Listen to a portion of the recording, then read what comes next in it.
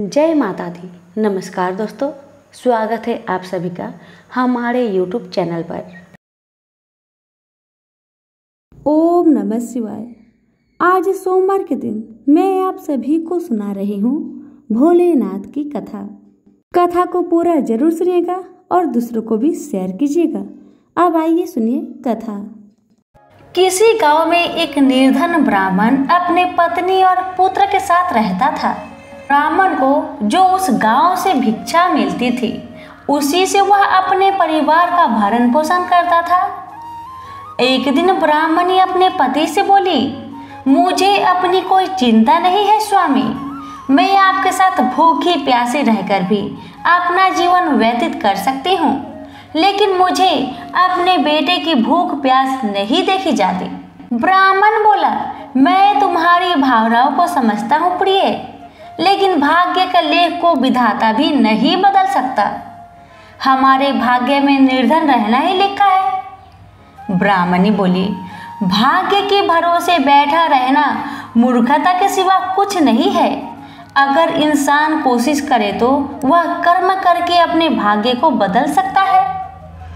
आप कहीं परदेश में जाइए, मुझे विश्वास है कि आप वहाँ अच्छी आय करेंगे और हमारा भाग्य बदल जाएगा। ब्राह्मण बोला, तुम्हारी बात तर्क संगत है प्रिय, मगर मुझे भिक्षा मांगने और पंडिताइन के सिवा कोई काम नहीं आता। ब्राह्मणी बोली, हमारे गांव में आपकी पंडिताई की कोई कद्र नहीं है। किसी दूसरे या नगर में आपकी पंडिताई चल निकले तो हमारे बुरे दिन फिर जाएंगे। अपनी पत्नी की सलाह मानकर ब्राह्मण दूसरे नगर में पहुंच गया। उसका दुर्भाग्य उस पर घात लगाए बैठा था। नगर में उसे कोई टके सेर पूछने वाला भी नहीं था। हालातों को देखते हुए वह सोचने लगा कि इस नगर से उसका गांव ही अच्छा है। नगरवासी तो पूरे नास्तिक है, उसे भिक्षा तक भी देने को तैयार नहीं है। यह सोचकर वह थक हार कर अपने गांव लौट आया। एक दिन वह भिक्षा मांगकर लौट रहा था, तभी उधर से भगवान शिव और माता पार्वती साथ गुजर रहे थे। उस निर्धन ब्राह्मण की हालत देखकर माता पार्वती ने ब्राह्मण की तरफ संकेत करते हुए कहा, भगवान आप उस ब्राह्मण को देख रहे हैं? भगवान बोले, हाँ, वह बहुत निर्धन है और दुखी भी है। पार्वती बोली, आप उसके दुख का निवारण करें नाथ। एक तो ब्राह्मण, दूसरे दरिद्र, मुझसे उसका दुख देखा नहीं जाता। भगवान शिव बोले, यह मृत्यु लोक है प्रिय, यहाँ हर प्राणी किसी न किसी दुख से त्रस्त है। सब अपने अपने कर्मों का फल भोग रहे हैं, तुम किस किस का दुख दूर कराओगी? पार्वती बोली, आपको उस निर्धन ब्राह्मण को धनवान बनाना होगा स्वामी। भगवान शिव बोले, वह भाग्यहीन है पार्वती, उसके भाग्य में फटे पुराने कपड़े और रूखा सूखा भोजन ही लिखा है। मगर पार्वती अपनी जिद पर अड़ी रही। अंत में हार कर शिव को पार्वती की बात माननी पड़ी। उन्होंने उस रास्ते में, जिस रास्ते से ब्राह्मण जा रहा था, सोने की एक ईंट डाल दी। अचानक ब्राह्मण को क्या सूझा, उसने सोचा कि वह आंखें बंद करके कितनी दूर तक चल सकता है।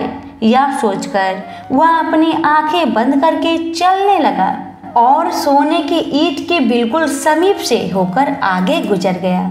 काफी दूर आगे जाने के बाद ही उसने अपनी आंखें खोली। यह देख भगवान शिव मुस्कुराते हुए बोले, हमने तुमसे कहा था ना प्रिय कि वह ब्राह्मण भाग्यहीन है। भाग्यहीन मनुष्य कभी धन प्राप्त नहीं कर सकता। और फिर भगवान शिव पार्वती के साथ कैलाश पर्वत लौट गए। लेकिन वहां पहुंचने के बाद पार्वती जी उस निर्धन ब्राह्मण के बारे में सोचने लगी। वह किसी न किसी तरह उस ब्राह्मण को देखना चाहती थी। पार्वती को उदास देखकर भगवान शिव ने पूछा, क्या बात है प्रिय, इतना उदास क्यों हो? पार्वती ने भगवान शिव से निवेदन किया, स्वामी उस निर्धन ब्राह्मण का परिवार 3 सदस्य का है। उनमें आप किसी एक को धनवान बना दीजिए। ब्राह्मण परिवार की दरिद्रता मिट जाएगी। आप उन तीनों को एक एक वर दे। मुझे उम्मीद है कि वे तीनों आपसे दौलत का वर ही मांगेंगे। इस तरह वे धनवान बन जाएंगे। भगवान शिव बोले, ठीक है प्रिय, जैसा तुम चाहोगी वैसा ही होगा। और फिर कुछ दिनों बाद भगवान शिव पार्वती के साथ ब्राह्मण के घर पहुँचे। साक्षात भगवान शिव और माता पार्वती को देखकर ब्राह्मण परिवार आत्मा विभोर हो उठा। उन्होंने भगवान शिव और पार्वती के चरण स्पर्श किए। शिव भगवान बोले, मैं तुम तीनों को एक एक वर देना चाहता हूँ। तुम तीनों अपनी इच्छा अनुसार वर मांग सकते हो। ब्राह्मणी उतावली होते हुए बोली, पहले मुझे वर दीजिए प्रभु। भगवान शिव ने कहा, मांगो, क्या चाहती हो। काफी सोचने समझने के बाद ब्राह्मणी बोली, भगवान मुझे दुनिया की सबसे अधिक खूबसूरत और जवान औरत बना दीजिए। मरते दम तक मेरी जवानी और सुंदरता कायम रहे। भगवान शिव ने मुस्कुराकर कहा, तथास्तु। अगले ही पल बूढ़ी ब्राह्मण एक जवान और खूबसूरत युवती के रूप में बदल गई। उसी समय उनके घर के सामने से एक गांव के जमींदार का पुत्र गुजर रहा था, जो घोड़े पर सवार था। उसने खूबसूरत ब्राह्मणी को देखा तो उस पर मुग्ध हो उठा। वह इस खूबसूरत ब्राह्मणी से शादी करेगा, यह सोचकर उसने उसे अपने घोड़े पर बैठाया और घोड़ा अपनी हवेली की तरफ ले दौड़ा। यह देख ब्राह्मण अपनी छाती पीटते हुए विलाप करने लगा, हाय मेरी पत्नी। भगवान शिव ने कहा, रो मत ब्राह्मण श्रेष्ठ, तुम भी मुझसे कोई वर मांग लो, जो मांगोगे तुम्हें मिलेगा। भगवान शिव सत्वाना देते हुए बोले, मेरी पत्नी को वापस बुला लीजिए प्रभु, मुझे इसके सिवा कुछ भी नहीं चाहिए। ब्राह्मण ने निवेदन करते हुए कहा। भगवान शिव बोले, तथास्तु। देखते ही देखते ब्राह्मण वहां खड़ी थी। अपनी पत्नी को अपने सामने देखकर ब्राह्मण राहत की सांस ली। भगवान शिव ने ब्राह्मण के पुत्र से कहा, तुम क्या वर मांगना चाहते हो बेटा। ब्राह्मण पुत्र ने काफी सोचने समझने के बाद कहा, भगवान मुझे कुछ नहीं चाहिए, लेकिन आप मेरे माँ को पहले जैसे बूढ़ी बना दीजिए। भगवान ने कहा, तथास्तु। भगवान शिव ने कहा और अगले ही पल ब्राह्मणी पहले के समान बूढ़ी हो गई। ब्राह्मण परिवार की मूर्खता पर पार्वती ने अपने माथा पीट लिया। सोचने लगी कि तीनों ही वास्तव में ही भाग्यहीन हैं। विधि ने उनके भाग्य में जो लिख दिया है उसे देवी देवता भी नहीं बदल सकते। प्रेम से बोलिए उमापति शंकर भगवान की जय। प्राचीन काल में नंदी नामक वैश्य अपनी नगरी के एक धनी मानी और प्रतिष्ठित पुरुष थे। वे बड़े सदाचारी और वर्णाश्रमोचित धर्म का दृढ़ता से पालन करते थे।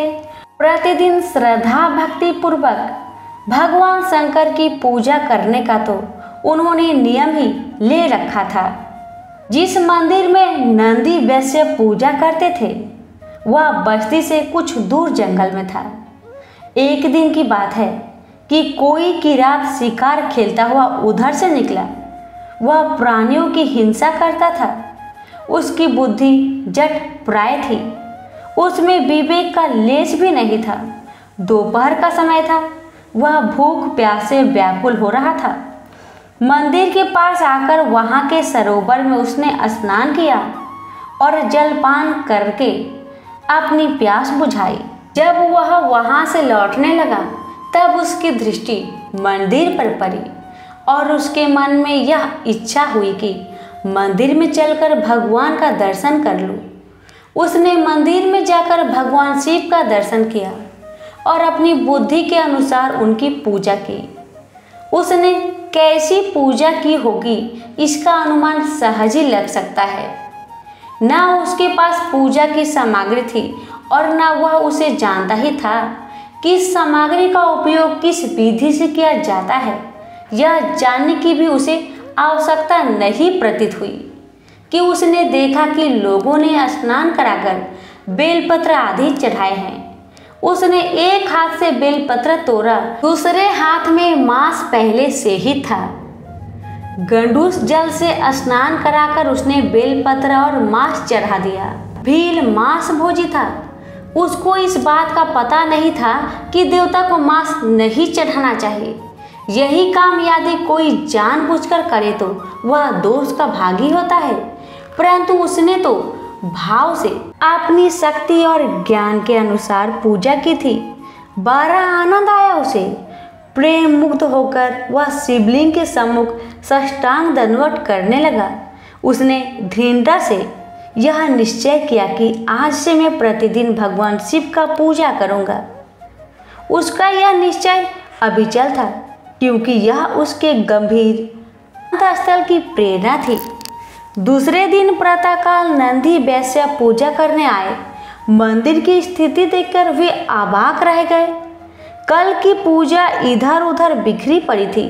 मांस के टुकड़े भी इधर उधर पड़े थे। उन्होंने सोचा, यह क्या हुआ? मेरी पूजा में ही कोई त्रुटि हुई होगी जिसका यह फल है। इस प्रकार मंदिर को भ्रष्ट करने वाला विघ्न तो कभी नहीं हुआ था। अवश्य ही मेरा दुर्भाग्य है। यही सब सोचते हुए उसने मंदिर की सफाई किया और पुनः स्नान आदि करके भगवान की पूजन की। घर लौटकर उन्होंने पुरोहित से सारा समाचार कह सुनाया और बड़ी चिंता प्रकट हुई। पुरोहित को क्या पता था कि इस काम में भी किसी की भक्ति भाव से हो सकता है। उन्होंने कहा, अवश्य ही यह किसी मूर्ख का काम है, नहीं तो रत्नों को इधर उधर बिखेर कर भला कोई मंदिर को अपवित्र एवं भ्रष्ट क्यों करता।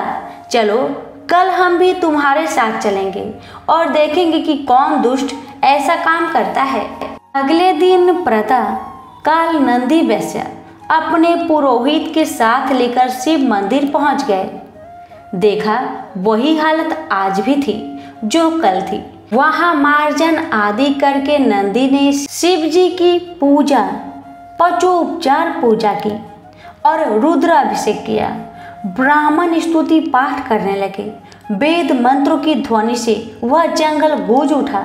सबकी आंखें लगी हुई थी कि देखो मंदिर को भ्रष्ट करने वाला कब किधर से आता है। दोपहर के समय की रात आया। उसकी आकृति बड़ी भयंकर थी। हाथों में धनुष बांध लिए। भगवान शिव की कुछ ऐसी ही लीला थी कि किरात को देखकर सब के सब डर गए और एक कोने में जा छिपे। उनके देखते देखते किरात ने उनकी की हुई पूजा नष्ट भ्रष्ट कर दी। एक गडूस जल से स्नान कराकर बेलपत्र और मांस चढ़ाया। जब वह साष्टांग प्रणाम करके चला गया तब नंदी वैश्य और ब्राह्मणों की जी में जी आया और सब बस्ती में लौट आए। नंदी को व्यवस्था मिली कि उस लिंग मूर्ति को ही अपने घर ले जाना चाहिए। व्यवस्था के अनुसार शिवलिंग वहां से उखाड़ लाया गया और नंदी वैश्य के घर विधि पूर्वक उसकी प्रतिष्ठा की गई। उनके घर सोने और मणि रत्नों की कमी तो थी ही नहीं। संकोच छोड़कर उनका उपयोग किया। प्रतिदिन नियम अनुसार किरात अपने समय पर भगवान शंकर की पूजा करने आया, परंतु मूर्ति को ना पाकर सोचने लगा, यह क्या, भगवान तो आज है ही नहीं।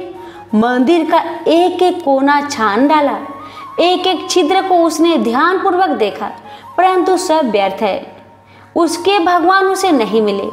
किरात की दृष्टि में वह मूर्ति नहीं थी, स्वयं भगवान थे।